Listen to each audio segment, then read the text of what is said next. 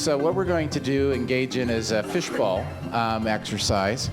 And our fishes are in the bowl.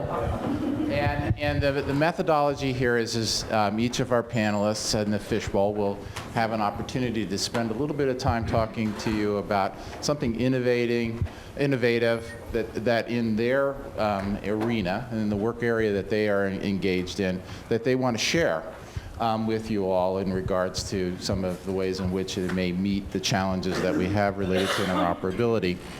The idea is for them to be able to interchange amongst themselves. There is an empty chair here, purposely, so that if at any point in time during the conversations one of you would like to join in the conversation or have a comment that you would like to share as a part of that, please feel free to come down and do so, right? And we'll be passing the microphone around. The initial time for this exercise allows for, or this part of the agenda, allows for each one of them to make a short kind of a statement, and then also to allow for each of the panelists to respond in terms of just their initial reaction to this. And my role is I'll be Phil Donahue today, right? Than somebody else, but it won't be. Yes, right. I know. right. Phil's still alive, isn't he? Right. But he originated this method, so it's like we might as well pay homage to him. So I'm going to I'm going to introduce everyone. Their resumes are there with you. And so we have Doug Robinson from the National Association of State CIOs. We have Kathy Fallon from Public Consulting Group, and Nicole Gardner from IBM, with all the other things above there, but the global industry leader. And we have Bill Davenhall, who it's been a pleasure to get to know Bill at the Institute, but's retired from ESRI recently. So I'm going to start with you, Bill. Vernon, your mic isn't. I thought so. I kind of. Okay. Okay, is this mic on? Yeah, this mic's on. Oh, great. So, Bill. Okay, so I'm going to try not to be too passive-aggressive here in this, but a lot of great things and thoughts have been running through my head as I've listened to these great presentations. And so I'm just going to throw a couple provocative things out there for you to sort of think about, because that dawned on me that, I've been sort of listening to this conversation for a very long time, I mean years. And it changes a little bit, but it doesn't change a lot. So, one of the first things I wrote down here, so we have a little level playing field, is, so I want you to answer these questions, not one at a time, but if you're able to answer any of these questions, raise your hand. Are you adopted, or have you ever adopted a child? Have you ever had a foster child or been in a foster family? Have you been a foster parent? Have you ever had a family with an adoptive or foster child? Have you ever had a young adult in any kind of court system? So raise your hand if you answered any of those. It's kind of shocking because I thought there'd be many more people. My observation is that what we're talking about here is something that we all individually could contribute greatly to, and I'm just going to sort of segue into my last week here was with the Health Data Palooza. Now, has there been a human service data palooza that anybody is aware of? So how many people know about the Health Data Palooza? How many went to the Health Data Palooza? How many people think that what they were doing at the Health Data Palooza has some relevancy for human service sectors? Yeah. So my first observation is that this is a large community of people who have spent a lot of time in the tank. They've been thinking, sleeping, eating, maybe drinking, their industry, their human service problems for a long time. And the big difference that I've witnessed in the last couple of years with the Health Data Palooza is they opened up a closed system to everybody. And I would say everybody and anybody. Anybody who cared enough, who thought they might be interested in helping, people who felt that the topic was relevant to their own cultural and personal situation. And they've developed over the last 3 years some incredible technology that impacts people where it really matters. Now, I was very cynical when this process started, watching this happen in the healthcare field, because we're a pretty close group of people in the hospital sector. I came out of the hospital sector, and you know, we have all our privacy data, and you know, we have as many good reasons as the state of Illinois does in procurement and those kinds of things. But in all reality, when this system got opened up and saw more daylight, and when I mean open up the system, it wasn't just throwing data out there. It was like having somebody at a very high level at the Department of Health and Human Services give permission to the agency workers themselves that it was okay to talk to people on the outside about the data that they had, the quality of the data they had, the inaccessibility of the data that they had, and gave everybody kind of permission to think about this, and then started to gather the private sector, started to bring people in from all walks of life in the public sector as well, and said, do you have any ideas that can improve how we operate in this industry? And to my just total amazement, some great things have been coming out of that. So when I sit here and listen year after year to these almost endless stream of problems that we face, the massive amount of dollars that are going in and building new systems, I often wonder, are we building systems that are going to be prepared to scale when we have the budget for half as many people running those systems? Will we be able to scale to that? There's 50 billion apps that have been downloaded just from one server at Apple in the last 2.5 years. I wonder what % of those apps are governmental sponsored apps. And we're talking about 50 billion apps, and we're not talking about duplicative apps. We're talking about not when you update that app is it counted. We're talking about the first time you downloaded that app. And you suddenly realize something's really happening out there in the world that we live in that doesn't really sync up with what I'm hearing. I'm hearing sort of an approach that we've followed for so long in trying to solve these massive problems. And I don't think anybody has a silver bullet, but I would like to just offer up the fact that if you believe what you're about in these agencies has relevancy to the average mere mortals out there in the world, then you also should be confident that they might also have some ideas on how we use this technology smarter.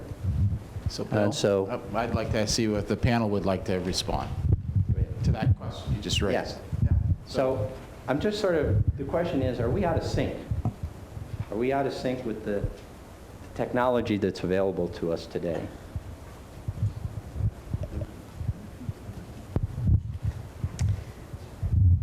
That's on green screen. Yeah, it looks on. So I can't resist the opportunity to talk about technology, even though I'm really not a technologist from IBM.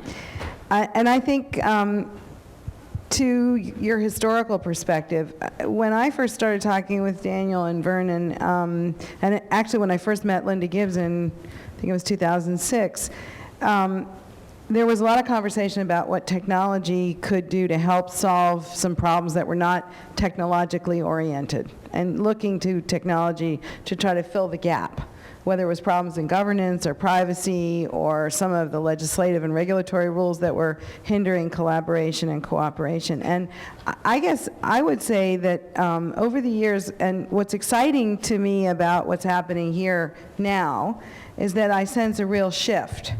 And that something has changed, and there's been maybe not a full tipping point, but we're at least poised at the precipice, and that is that there's a focus now on the appreciation of the interlock between health and social determinants, and there's a real recognition of the need to bring it together.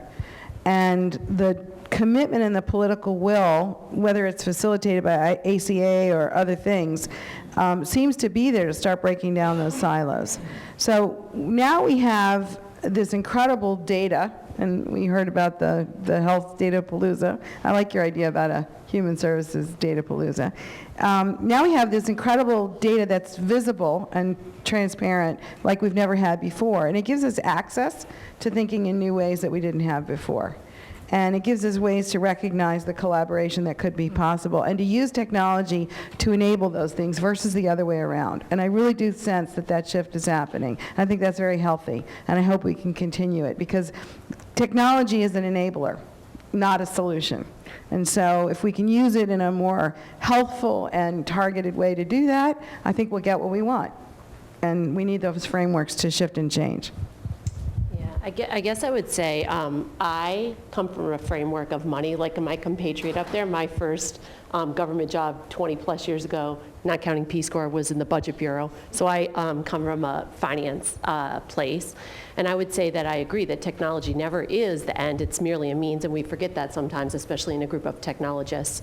But I would say that my optimism lately in the field is increased because I think what someone said yesterday is totally spot on. It's not red and blue, it's green. And right now, we can't really afford to do anything but think about how to integrate better. Yesterday, we heard that people who have mental illness die at 55 from the same conditions for a host of various reasons. We heard about from Mimi Toomey about the Mr. P who couldn't read, and that was the problem with his adherence to his meds. We've heard example after an example here, and I think that the human services sector can start to realize that it actually plays an important part in bringing down the cost of the healthcare system. And once that linkage is made, that will take off like wildfire, because with global payments, which is another hot coming attraction, it's already starting in certain states, and it's going to catch on fire in the healthcare space.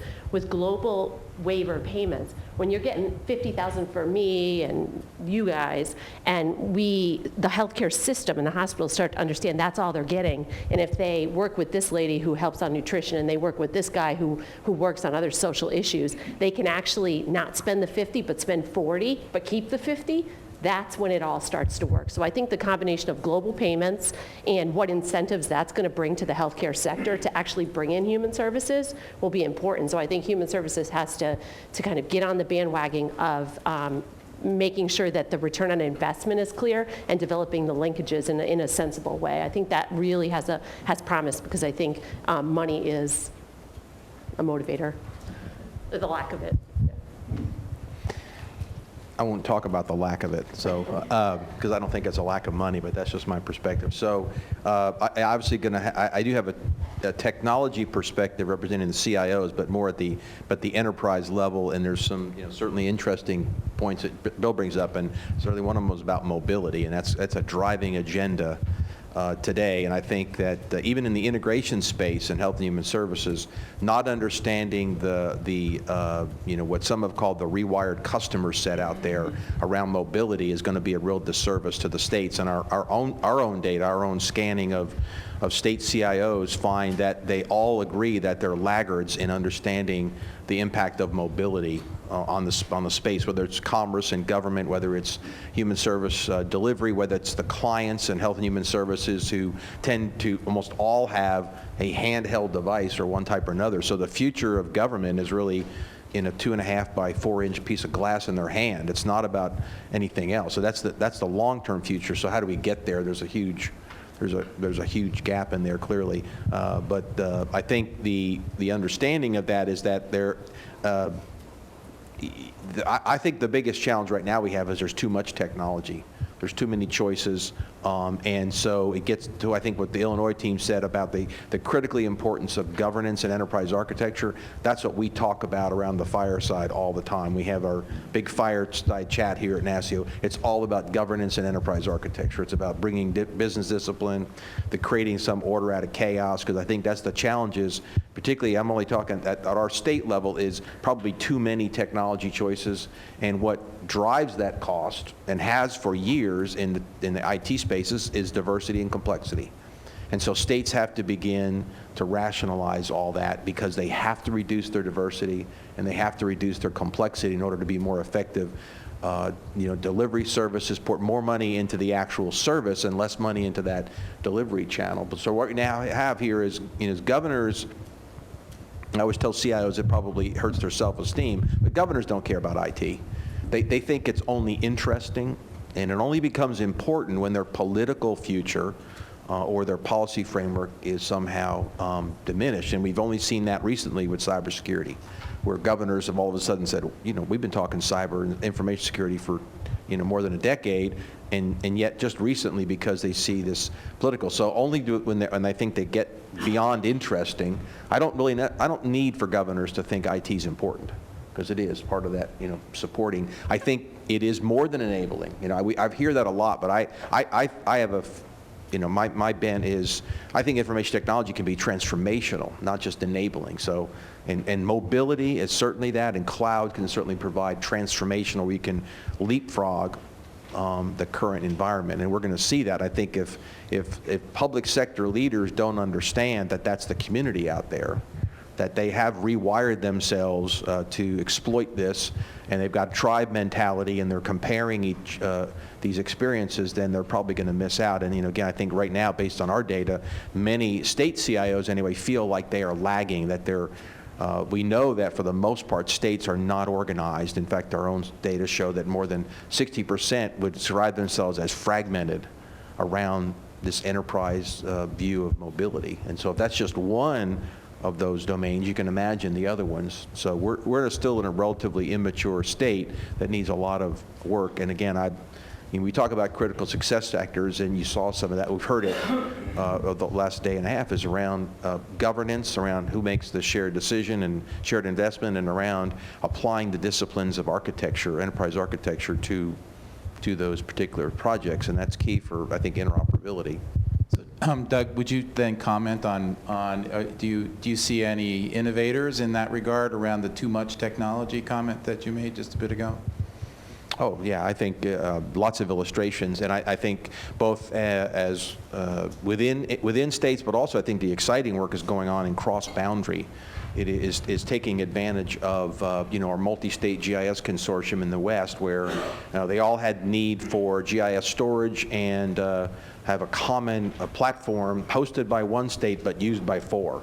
And I think, you heard about the Michigan and the MMIS hosting. We've got Arizona hosting, Hawaii's MMIS. I think, what certainly would have been heresy a decade ago is now, because of, again, transformation opportunity with things like cloud services, we're seeing cross-boundary activities, multi-state UI collaboration, both in the West and the Southeast. Those are exciting activities. When you look at states that are hosting dozens of data centers that used to be in local governments, or a local government delivering cloud services to their other multi-jurisdictional collaboratives, that's groundbreaking activity, and you're seeing that in again, I think in many states. Minnesota's new cloud offering for their state, it was also opened up to all of the cities and counties.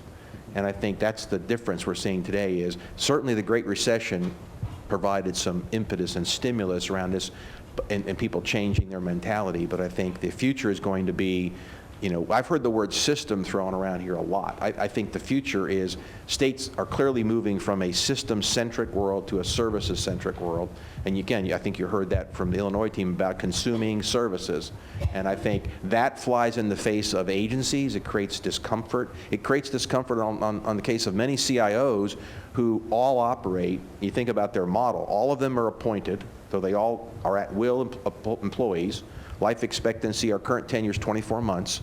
So all of you agency people, the folks out there that wait for the CIO to get the boot so they can get out of your hair, they're only there 24 months. Yeah, so just count the months down, they'll be gone. So Sean's way, he knew that. I told him that when he came to our CIO new boot camp, right? I said, you got 12 months to make a difference.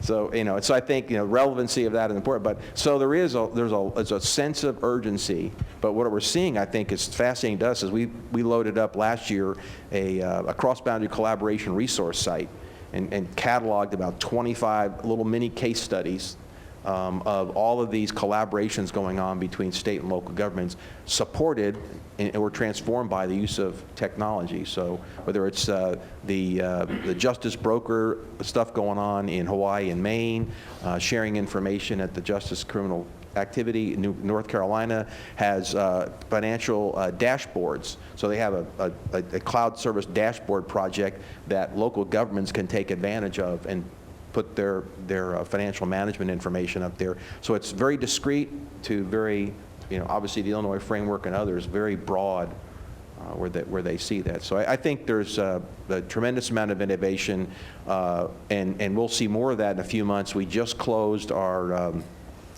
State IT Recognition Awards process on June the 2nd, and we have about 125 submissions in the hopper to look at, and all those are in categories, and many of them will, again, give us more insight into some of these innovations that are pretty cool. So Kathy or Nicole, would you like to respond to an innovation, disruptive innovation that you're seeing in your? I would say that, hearkening back to last year, but I've been to San Diego a few times since last year, I think that it's interesting for people to look at the Live Well San Diego experiment related to health and human services, having a common goal, measuring the same data, and then doing something about it. It's a simple campaign in so much as San Diego decided that they wanted to cut the death rate by X% and say, better for society and all. So they traced back, they did a reverse engineer. They said, what do people die of? What neighborhood, what are the diseases that are causing the deaths, and so it's the usual diabetes and heart disease and hypertension. And so they went back and they said, what are the behaviors that cause those diseases? So it was being overweight, et cetera. You guys know all that. So they used the information in their actual death records, reverse engineered back, did geomapping, looked at where the people lived, looked at the specific things that were going on in those communities, and then developed a whole public policy framework around having every part of government, including zoning, how you had to lay out neighborhoods so that they had sidewalks, including government workers, encouraging them to walk during their breaks, including schools and increasing the amount of phys ed and recreation and changing meals.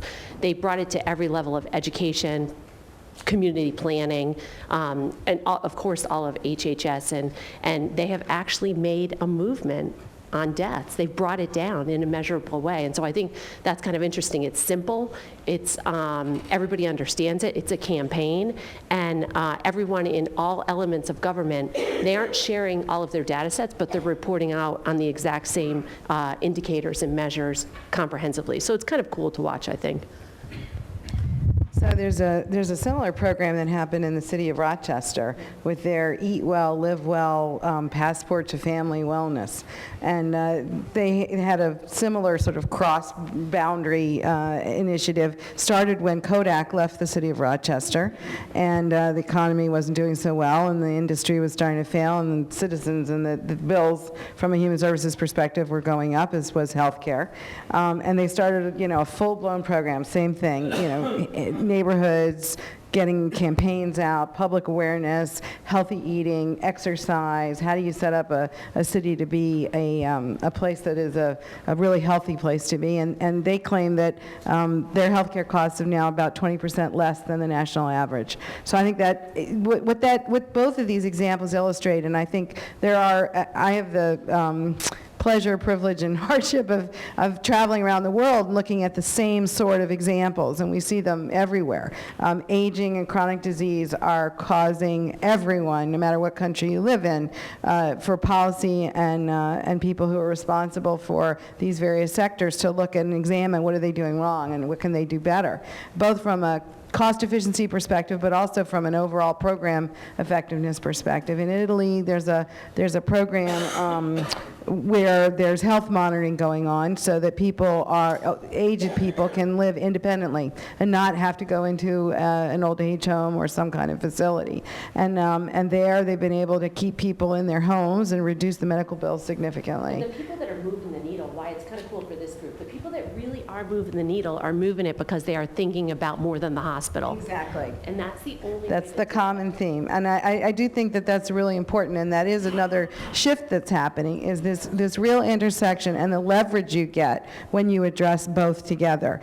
You can make people well, but if you, and we heard Linda say this several times yesterday, you send them home, and Mimi said it, and a bunch of other people said it, you send somebody home you send somebody out of the hospital, maybe not to a home, to a place where they can't be cared for, where they can't have proper nutrition. That person's not going back to work. That person's not going to be able to pay taxes. That person's going to be a drain on their family. So I think that's a common theme, and I think it is happening. I think the challenge going into the future is that what we see are pockets, experiments, and the question is scale. How do you take that now how do we learn those lessons, and how do we make them broad-based? How do we adopt policy that really reflects that experience, and how do we spread it around and bake it down and get the infrastructure and the ecosystem to work towards those outcomes?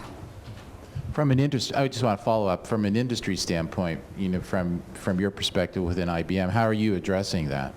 Well, we're addressing it, responding to all the challenges of all the different clients that we work with, from the federal governments all the way down to the cities and the points of delivery. And we have a nomenclature that we're developing called Smarter Care. And that framework includes the philosophies that solutions are data-driven. They are access-oriented, meaning access for everyone and transparent. They require collaboration and accountability. And they are built on tailored plans. So one size doesn't fit everyone. Not everybody is the same. Not every experience is the same. And understanding the specifics of an individual, which we can know now because of the way data is being delivered, is absolutely essential to driving to the outcomes. And being accountable for it is critically important. So rather than making the citizen a nondescript recipient, they become a player and an active participant, and I think that's really important. So that's how we're trying to help our clients and the people we work with to think through what do they want to actually execute and how are they going to make a difference. And then I'd ask the panel to respond to just the question of analytics and how you're bringing analytics into just the day-to-day operational type of tracking. If you want to start, Nicole? Sure. I mean, I'm waking up every day, and analytics is on everybody's tongue. Part of it is because we do have the ability to get at data, and we're all talking about big data. Big data is a big issue, and is in the headlines all over the place. The ability to actually handle big data, and the fact that we can scale some of these solutions and actually get insights. So data is not very relevant or useful unless you can derive insights from it. You can actually figure out what it's trying to say to you, and then crafting the policies that that move forward. And I think one of the big impacts it can have in this area, which is really important, is the preventative. So it's one thing to understand what's going on. It's another thing to try and take those insights and integrate them into the forward-looking processes. And we've had a little bit of conversation about business process reengineering. That could really be facilitated by insights in data and helping you to really rethink, how are we starting this whole business? Let's not deal with it after the fact. Let's prevent it and change it up front. Well, I would just say the only thing I would say is sometimes I counsel some of my human services sector clients not to take the approach, just because I think that maybe not everybody's ready for it, not to just take their whole entire data set and spend lots and lots of time just going in without a thesis, just playing and see what it tells them. I think that that is a quagmire for a lot of people. What I've tried to encourage people to do is to say, what do you want to do? Do you want to take the reunification, failed reunification rate down by 10%? Make a goal, say, what do I want to do? Then take your data set and reverse engineer. Look at the successes and failures of your history and say what ones, what interventions, what factors, what contributing factors were successful in my organization. It could be even which case managers, which, it could be all kinds of things you pull together. So what was successful, what was in the last few years, what succeeded and what failed, and then go about changing your policies and process to kind of enhance the successes. So I've been trying to get people to maybe set a thesis about exactly what they're trying to do, like Nick did in San Diego. I want to take this death down by this %, and maybe start there because it gets them in the habit of using data analytics in an intelligent way, and it's something that they can actually handle. Absolutely. Yeah. So there is an empty chair here, folks. You can come and join the conversation. If you look at the BI, the business intelligence BA space in state government, and I'll only talk from the state level, the BA space is still relatively immature. The adoption level, when you compare states to, look at states as large corporations and look at their budgets and their spend, they should be investing a lot more. We did, I'll do blatant commercial messages here, we did a whole series on kind of do you think or do you know, and saw that in fact fact, again, with exceptions of small pockets, holistically, again, I'm talking at the macro level across the states, the adoption and use of these tools is very, very nominal. And it should be much higher, but again, there's always the issue of, well, we don't have enough funding. I think it's such a reallocation of the funds they have to focus on this, and creating right business models. Skill sets are a problem. There's been a focus in kind of the health, as more health and human services on things like fraud, waste, and abuse targeting, law enforcement for predictive policing. But all in all, when you look at it, you would think states would be highly invested in using these tools for this cross-domain and cross-boundary analysis, but they're really not. So Virginia's done some work.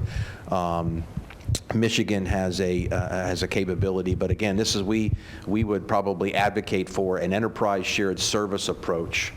Business Intelligence Competency Center. North Carolina, again, is doing some work with their comptroller's office with a really good platform for sharing financial data using BIBA tools to slice and dice and create analytics and to do predictive trends. Those are exciting things, but all in all, again, I think we need to look for we're still really immature given the space that states are in comparison to their private sector counterparts. So they have a long way to go. So Bill, you're a big data guy. Well, I'm sort of bristling here because I want to know how many of you are working on, do you know where your next foster family is coming from? Do you know that? I mean, geographically, culturally? Yes. I'll say, so how many foster children, how many adoptive transactions occurred yesterday in your jurisdiction? Do you know that number? What I can tell you is Virginia's already announced, the governor's announced just last week, a campaign to find 1,000 new adoptive families. And what we already understand is we can't blanket the Commonwealth just beating every door, that we need to steal from the private sector, a targeted marketing approach, and find 4,000 high premium candidate families and take that approach. And so yes, use data to drive a solution. Well, what I was trying to tease out of everybody is, okay, so we've been sort of so focused for so long on building the pipeline, building the pipelines and making sure the spigots are where they're supposed to be. And I know I can say from other industries this has happened too. There's that point where you have to get culturally prepared for the analysts you need to have in your organizations who worry about things like predicting things, like where's your next low birth rate baby going to come from? Well, you can't, knowing where that came from today isn't going to save you any money. It's going to be that you needed to know that 9 months ago. In fact, you probably needed to know it 10 months ago. Oh, in fact, you probably needed to know it, you see where I'm going with this, is that while we're spending all our energy and time and money, we're not also developing the staff resources that are going to be required to analyze any of this big data. I was kidding Doug this morning. To me, big data is when I got to that last row on my Excel spreadsheet, right? Or I reached my memory limitation of my analysis, right? So it's a relative kind of term, but I would say even if we have all this data, doesn't mean we're going to do anything useful with it. Now, using the data to service a client and coordinate, for example, I'm curious, has anybody built an app that helps in service coordination across 5 or more agencies of health and human services? Well, what state, what city? In Ohio and Michigan, but I'm presenting later. So. Okay, so that would be a great. That to me You don't want to steal your thunder there. Yeah, that's that represents to me an innovation. So I'm just sort of saying, one of the things that's starting to work in the health space is companies come forward, like IBM and ESRI and anybody else who wants to, put up some money and start some challenges. And scope the challenge correctly. Actually tell people what you hope they arrive at. What's the destination you hope? And then don't limit them. Give them resources, make a prize, help them collaborate with a wide variety of strange kinds of inputs, from schools of engineering and computer sciences to medical schools to social work schools, and see what you can get from that. And somehow that in the health space has generated a lot of new faces. Every year at this Health Data Palooza, we're amazed at the 250 groups that come forward with the applications they want to propose on the stage, and there's only room for like 25 of them. Nobody knows who they are. They can't even pronounce the names of the organizations or the people. I mean, it's like, it's an amazing thing to watch. And I would say, plug into your framework some sort of innovation component where you're actually building not a parallel system, but something that's complementary, that would allow organizations, private sector organizations to put up the money to offer the prizes that will help stimulate that innovation and learn to be more inclusive. So, how many have got apps that do 10 agencies? I'm now on Medicare, so I'm going to be a doctor. I'm going to be the system's worst patient, right? and I've been on Medicare since April 1st, and I've got 12 letters from Medicare so far, and not a single one of those letters had anything to do with coordination of my care. It all had to do with money. That's all the paperwork I've got. And so as a reality test, I asked myself, okay, so I hear about this, I go to all these meetings and they talk about it, but somehow when I interact with the system myself, I'm not seeing and visualizing these kinds of changes myself. So that each one of us in our own mind has to ask yourself, when will you know the human service sector is interoperable? At what moment will you recognize that, Judge Nash, that it's, is he still here? Yeah. Yeah, that it's true. I mean, I've heard you now 3 years talking about this same subject, and I'm saying, can anybody help this man? But he'll know the moment. He will know the moment when it happens, won't you? You'll say, man, this is what I've been talking about. And I think each one of us does that in our own personal life. So I'm saying, think about that from your perspective of where you sit today and say, how will I know when the California framework all comes together? I have my favorite one, and I'll pass the microphone. It's like, I'll know the healthcare system's reformed when I go to a doctor's office and they don't ask for my insurance card and lay it on the copy machine and make a copy. Because that infers to me that there's some process. They've changed some workflow that suddenly doesn't need a copy machine or a fax machine. But I'm not going to probably outlive that. I mean, that problem's kind of outlived me. Nicole. I just want to come back to a few sentences back to a question you asked, and I'd like to ask the room more broadly. I think this challenge around analytics and the staff and the knowledge about how to actually work with it and do something important, where are people getting the people that they are using to do that? And what are the challenges? Well, at the risk of being a little bit self-serving, it's a wonderful opportunity for agency-university partnerships. And I do think there is a lack of understanding of what good analytics requires. It's a lot, unless all you're interested in is the percent overlap between systems. If you're going to link up two administrative data systems, you have to have somebody who has the expertise to develop a longitudinal analysis database in the first place, and then you need someone who has the statistical tools to do the appropriate kind of analyses. And most importantly, you need program expertise on both sides, because it's rare that people, that child welfare, if you're going to link up child welfare data and mental health data, it's rare that you'll have people that understand the nuances of the database that well from one side to work on the other side. So it's going to require a new kind of coordination, collaboration across program experts at the same time as the data analysts link and then analyze the data. And I do think more investment in university partnerships is a strong possibility. There are a lot of people that can use dissertations and at the same time contribute some of the expertise, maybe not the programmatic expertise, but some of the statistical expertise. Are you putting out those kind of graduates now? Yes, and I several times in my work with the state brought on doctoral students from epidemiology, public health epidemiology, that have been enormously useful in helping us to develop the kind of event history analysis strategies and techniques that we would not have to do by ourselves. Well, we did have somebody join the Fishbowl though. So here we pass it.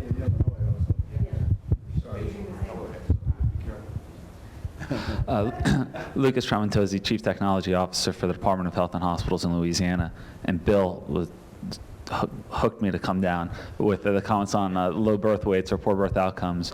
And it was something that John and I were talking about the other night of we as a state agency made a very conscientious push to privatize and outsource a lot of our IT functions, whether it's hosting. We don't host anything that's in a private cloud, to application development, because that's something that, we hire people, we don't train them, and in 10 years they don't know anything. They're not aware of the emerging technologies. But in the process of doing it, what we've done is completely become reliant on contractors to tell us something about our data, which was the absolutely wrong approach.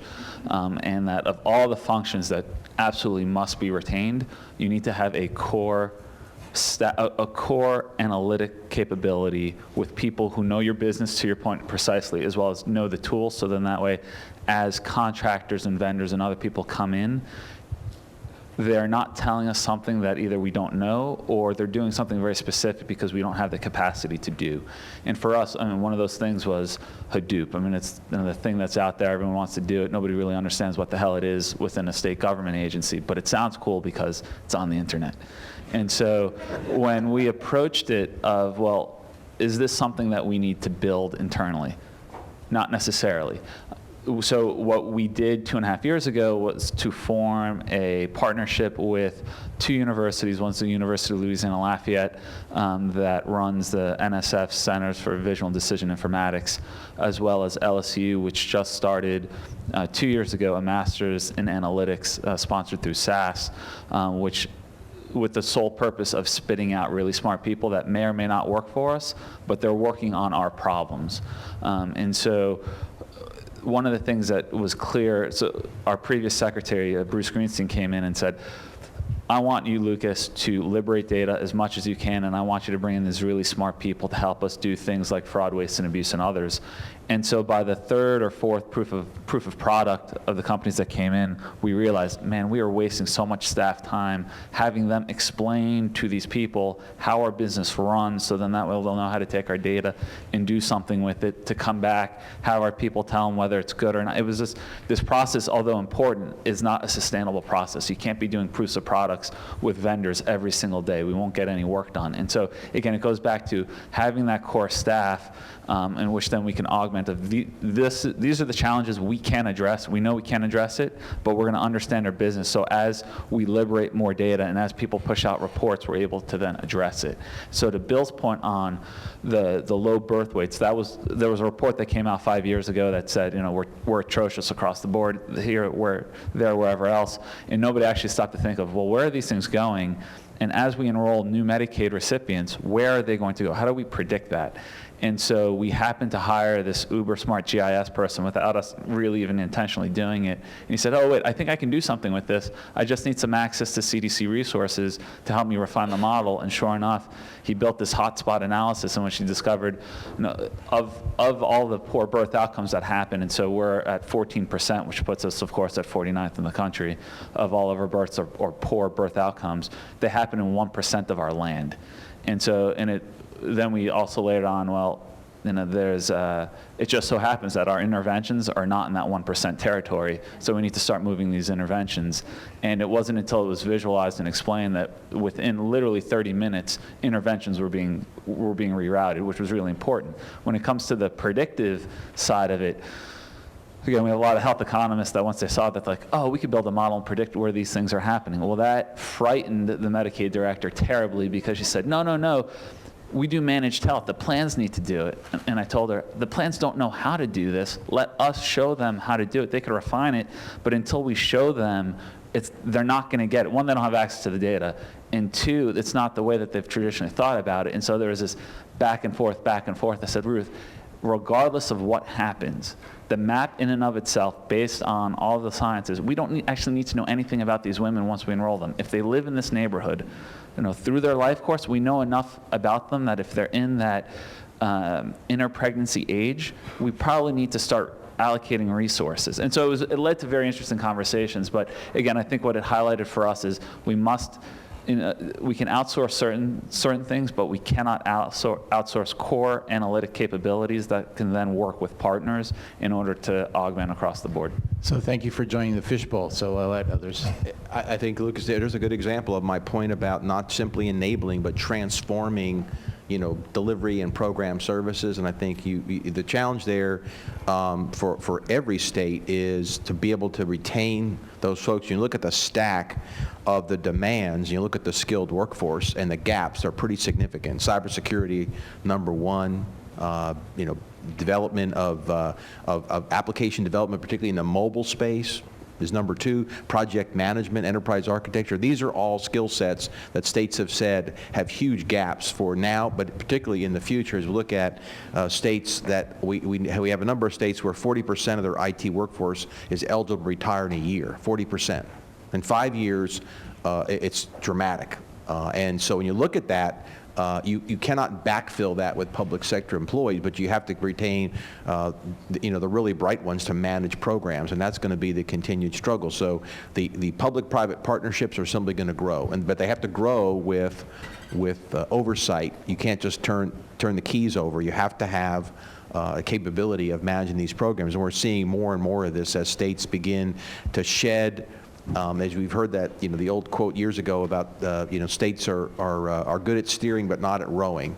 And so they're going to have to decide what they're going to stop rowing. So, every state CIO has to have a stop doing list, because they've got this huge proliferation of what I call, the CIO Jeopardy game. And so they would all excel at the category of words that end in TION, because that's their life, right? It's consolidation, virtualization, rationalization. So they would go to $2,000 in double jeopardy in a moment, because they know that all those words that end in TION, but they also understand that, to use our phrase in our work, is they're constantly balancing the legacy with innovation. So they've got cloud and mobile and analytics, the capability of innovation when they are struggling with 75% of their portfolio are legacy environments. When you look at unemployment insurance, claims processing, average age of a system in the United States is 22 years old.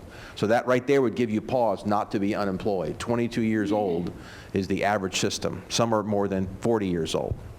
And so I think, that's the big challenge here is in bringing in innovation in the health and human services space, particularly as you are dealing with, managing and supporting this huge legacy portfolio that is primarily in the health and human services arena. Nicole.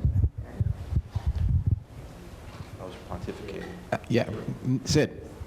Very quickly, I wanted to applaud Bill and the point about low birth weight, because I think it helps us move from conversations about big data to a focus on the big questions. Right. It's what I was trying to say yesterday when I alluded to the WHO. The low birth weight question is arguably a big question. Big enough to task legacy systems, new systems, big enough to figure out which players have to be sharing data and which don't, and to then take on that set of privacy issues. But when you say that set of customers, future customers and today's customers, are more important than the 50 other people at intersections between health and human services, then you're having a conversation about a big question, something you want to know the answer to, not a process. And so I applaud a conversation that starts with people, customers, who are potentially high cost, but that isn't driven by the process, it's driven by the people. Yeah, I would say one thing for people here to keep in mind as they're innovating and thinking about how to use predictive analytics to change the way human services sector folks do their business. I would just say that I find that there's a fair amount of resistance at the case manager level for a whole host of reasons, but it's an industry and a social work school that really is highly reliant on practitioner discretion and very individual decision making. And I think that that's just something we're all going to have to think about and tackle, even in the schools of social work and whatnot, to help the people understand that using information to tell you the most likely course of success is a help to the job, not a hindrance. It's not telling you what to do. It's just suggesting where you're statistically most likely to have success. You're still going to have to be involved, but there's definitely resistance to this in the field. I think that goes to what Sean said about, and I applaud your candor about being circumspect around understanding the importance of stakeholder management and getting out there and really taking that as seriously as we take every other dimension of what we're doing, because understanding where the levels of resistance are, and they're not doing it because they're being silly or they're being selfish. They truly believe that, and the people out there, we all know, we work with them, they truly believe that they're doing what they're doing for the good of the people they're serving. And when you feel, when in this industry where it's about children and babies and health and life and death and things that are very personal, you know, it's very difficult to give up your stake in the ground, your patch on the earth where you think you're making a contribution. So incorporating those campaigns and reaching down to the people to help them understand why the shift is positive, what's in it for them, and how is it going to enhance what they've invested their whole lives in making happen is really important. So the innovation at that level is also very, very important. We shouldn't forget about that. So I'm going to do the Phil Donahue got questions, and I'll run the microphone up into the air. Like this. Okay, all right, here we go. Here we go. I hate these things. I just wanted to help address your workforce issues for a second. The Department of Labor has extended their registered apprenticeship program into healthcare, and specifically in the areas of health information management, technology, and informatics. They have a registered apprenticeship program with the CDC for public health informatics. And then I work with the American Health Information Management Association. We have 4 registered apprenticeship programs already approved. We just signed the documents last week. One of them is for data analytics, and then we're also in the process of putting one together for cybersecurity. We're working with a coalition of about 14 universities right now, including Carnegie Mellon, on developing a cybersecurity certification and credential. So these are kind of things you probably, and with the apprenticeship program, let me just say, when you hire somebody, you basically get the first 6 months free. So it's basically a training period for you. Thank you very much. Okay, next. Anybody have a comment? A couple of points. One about the question of, is there money? There aren't budgets, but I mean, IOM put out a report last year saying we waste $750 billion in the healthcare system, and that's waste and money that goes for treatments that don't work for fraud and abuse. That doesn't even count the, other almost $2 trillion we spend that social services could, social services done right could reduce and could get these people able to work more and able to do more, so they pay more taxes and all that and contribute more. So it's I think there is money. We just have to be.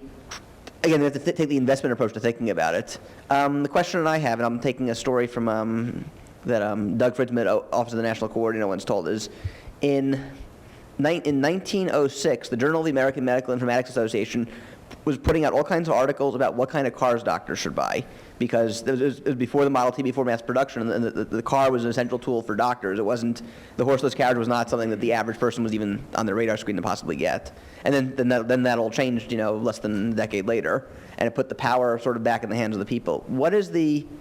Is there an analogy today? We keep thinking about, we talk a lot about the systems, and that's, I mean, I've heard a few of you mention, you want to be the toughest Medicare patient out there and things like that, but what's the analogy in terms of getting power in the hands of the clients, and is that a worthwhile way of thinking about it, and how big data makes a big impact? If that question makes sense. The only thing that I would say that's huge and is the whole consumer self-determination, and Mimi talked about that yesterday. It could really rock the human services POS system, frankly, letting people who are elder and disabled decide what they want from who they want it.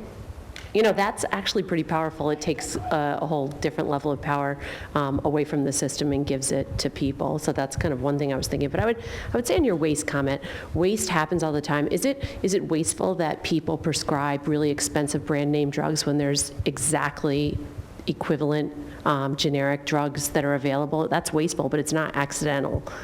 You know what I mean? So there's a lot of people that are proponents of waste. Lobbying Congress. Yeah. I made this point about, I think, the mobile capabilities are really, I think, when you look at, again, how it has changed consumers and consumer buying, and you look at particularly those that are using their friends and family and have this tribe mentality about compare and contrast. Imagine a Yelp for social workers. Yeah. So I give my social worker 2 stars. Don't go to this person, right? Clearly that the technology exists to do everything we're talking about today. That's not the issue.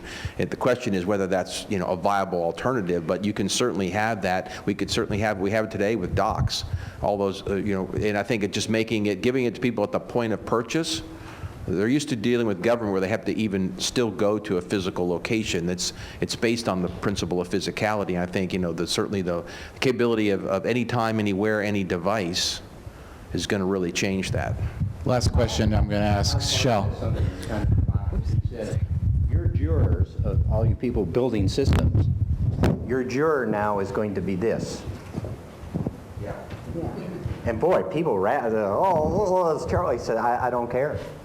After you get, 5 million of these or these, your future, that will be the judgment people will make, whether they're consumers or they're coworkers and so forth. And even if you don't really like hearing that, it's kind of a new reality now, how many decisions corporations now are making on this. Whether or not it's true. Whether or not it's true.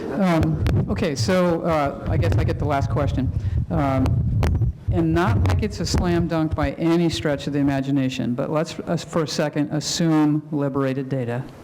What's your favorite crowdsourcing opportunity for us? Nicole's got an answer. No, I don't. It's a big question.